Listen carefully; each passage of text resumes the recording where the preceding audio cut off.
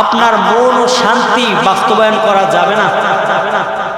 আপনাকে শান্তি পাইতে হলে দ্বীনের সাথে নিজেকে বিলিয়ে দিতে হবে। এর জন্য আপনার কোনা আরাবিয়া শামসুল মাদ্রাসা, যত মাদ্রাসা আছে এই মাদ্রাসার বিকল্প নেই। আপনার আধ্যাত্মিক শান্তির জন্য এই প্রতিষ্ঠানগুলো কাজ করে যাচ্ছে এবং যাবে ইনশাআল্লাহ। আপনার সন্তানকে আল্লাহওয়ালা বানানোর জন্য, হাবিবের প্রকৃত সুন্নত আপনার সন্তানের জীবনে বাস্তবায়ন করে আশিক রাসূল বানানোর জন্য এই মাদ্রাসাগুলোর কোনো বিকল্প নেই। পৃথিবীর বুকে যত মাদ্রাসা আছে সকলেই একটি চিন্তা, আপনার সন্তানকে আল্লাহর সাথে কিভাবে সম্পর্ক জুড়িয়ে দেওয়া যায়।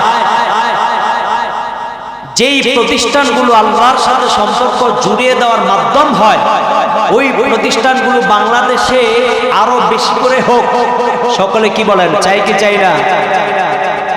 কিন্তু আমাদের সন্তানদেরকে তো এই প্রতিষ্ঠানগুলোতে বেশি বেশি দেওয়া হচ্ছে না।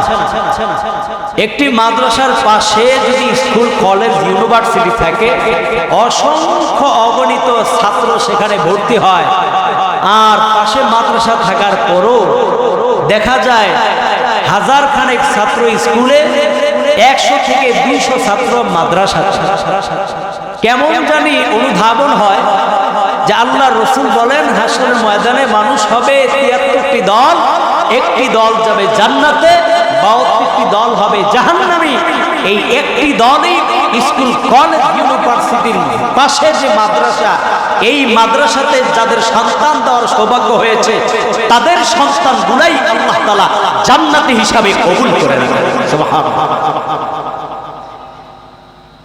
প্রতিটি মা বাবা আপনাদের উচিত সন্তানকে, সন্তানের মাধ্যমে নিজেদেরকে অন্ততপক্ষে জান্নাতে যাওয়ার একটা জরিয়া বানানো। খায়ের আল্লাহ তাআলা আমাদের সকলকে এই কোনা আরাবিয়া শামসুল মাদ্রাসা ইতিমখানায় সার্বিকভাবে আর্থিক এবং পরামর্শ, সাহায্য, সহযোগিতা, শ্রম দিয়ে সর্বদিক থেকে যেন আমরা এই মাদ্রাসার সাথে লেগে থাকতে পারি। আল্লাহ তাআলা তৌফিক দান করুন। আমিন। কুরআনুল কারীমের সূরাত বনী ইসরাঈলের 17 নম্বর আয়াতটি তেলাওয়াত করেছি। এই আয়াতের মধ্যে আল্লাহ তাআলা আমাদেরকে জানায় দেন, ওয়ালাকাদ কাররামনা বনী আদম। আল্লাহ বলেন আমি বনী আদমকে সম্মানিত করেছি। বলো এই কথাটা কে বলেছে? সকলে জোরে বলেন, কে?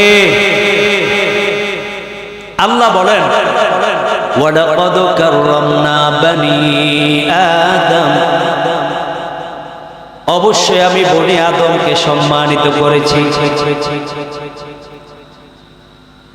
আল্লাহ বনী আদমকে সম্মানিত করলেন কেন? কারণ আল্লাহ তাআলা বনী আদমকে বিবেক দিয়েছেন, মেধা দিয়েছেন, মেধা এবং বিবেক দিয়েছেন। এই মেধা এবং বিবেক খাটিয়ে আদম সন্তান ভালো এবং মন্দের মধ্যে পার্থক্য নির্ণয় করবে। ভালো এবং মন্দের মধ্যে পার্থক্য নির্ণয় করার পর ওই আদম সন্তান নিজের জন্য ভালো পথটাকে নির্বাচন করে নেবে। 2 নম্বর, আল্লাহ তাআলা বান্দাকে ইচ্ছা শক্তি দিয়েছেন।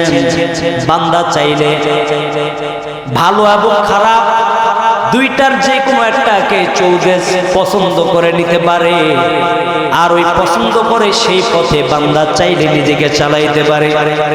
3 নম্বর, আল্লাহ তাআলা বান্দাকে খলিফা বানায়া পাঠাইছেন যেন এই বান্দা দুনিয়ার বুকে এসে আল্লাহর দ্বীন কায়েম করে আর ন্যায় বিচার জমিনের মধ্যে প্রতিষ্ঠা করে। এই জন্য আল্লাহ তাআলা আদম সন্তানকে সম্মানিত করেছেন। শুধু তাই নয়, আদম সন্তানকে আল্লাহ তাআলা মর্যাদাবান করেছেন।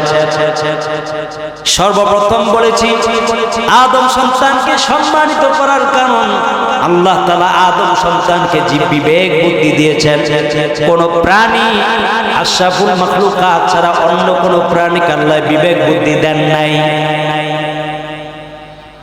বিবেক বুদ্ধি আল্লাহ আমাদেরকে দিয়েছেন, এটা আমরা সকলেই জানি এবং সেভাবেই আমরা চলি। বিবেক দিয়ে আমরা ভালো এবং মন্দ দুইটার যে কোনো একটাকে বাছাই করে নিজের জন্য আমরা সেভাবে নির্বাচন করে নিয়েছি যে আমি কোন পথে চলবো, ভালোর পথে না খারাপের পথে। আমি কি নামাজ পড়ে চলবো না বেনামাজি হয়ে চলবো? আমি কি রোজা রেখে চলবো না বেরোজগার হয়ে চলবো? আমি কি যাকাত আদায় করে চলবো না অনাদায় করে থাকবো? আমি কি হজ করে চলবো নাকি হজ না করে চলবো? সব ভালো এবং মন্দ আমাকে বুঝার তৌফিক দিয়েছেন কে? আল্লাহ তাআলা দিয়েছেন। আমরা সকলে মানি এবং বিশ্বাস করি। এবার আসেন, এক হিন্দু সেলুনের দোকান, আমার প্রায় জুমার বয়ানগুলো তিনি শুনেন। তো হিন্দু ছেলেটা বলে, হুজুর আপনার বয়ান তো প্রায় সময় শুনি, ইসলাম ধর্ম বড় ভালো লাগে। বলি আলহামদুলিল্লাহ। কিন্তু আল্লাহর উপর আমার অভিযোগ, আল্লাহ তাআলা আমাকে কেন হিন্দু ধর্মের মধ্যে পাঠাইলেন? এটা আল্লাহ তাআলার উপর তিনি অভিযোগ দাঁড় করাচ্ছেন।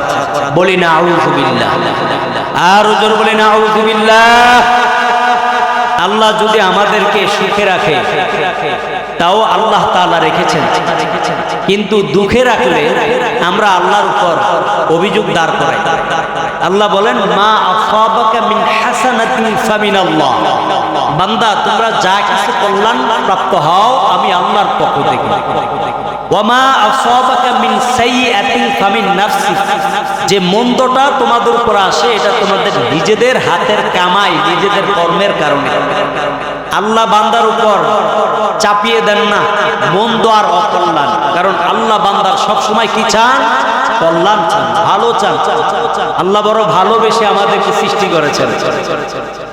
এই জন্য ভালোবেসে দুনিয়াতে এক গুণ রহমত দিয়েছেন, 99 ভাগ রহমত কিয়ামতের জন্য রেখে দিয়েছেন। সুবহানাল্লাহ।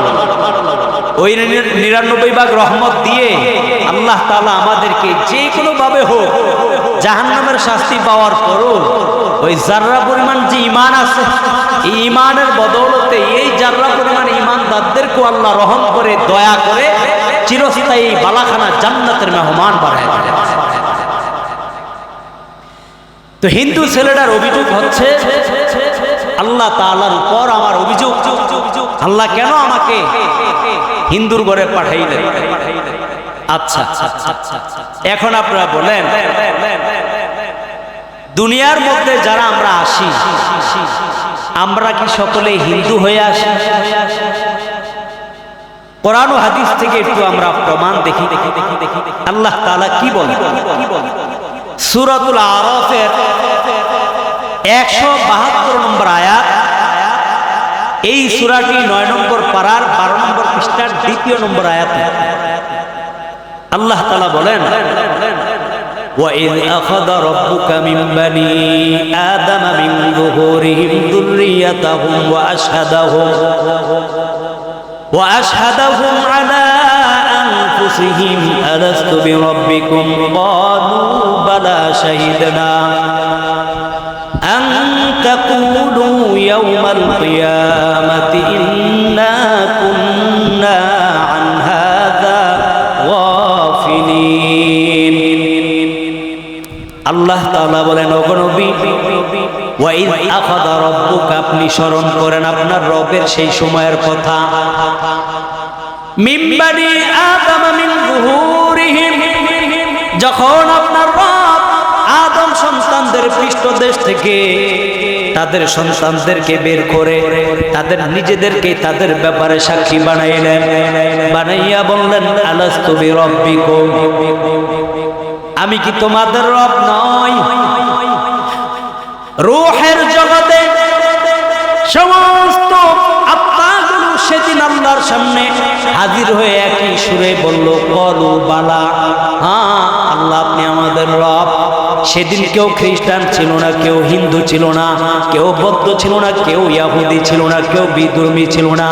ওই দিন সকলেই আমরা বলেছিলাম আলাস্তু বিরব্বিকুম, বলার সাথে সাথে জবাব দিয়েছিলাম কলু বালা, হ্যাঁ আল্লাহ আপনি আমাদের রব, আল্লাহ আপনি আমাদের রব।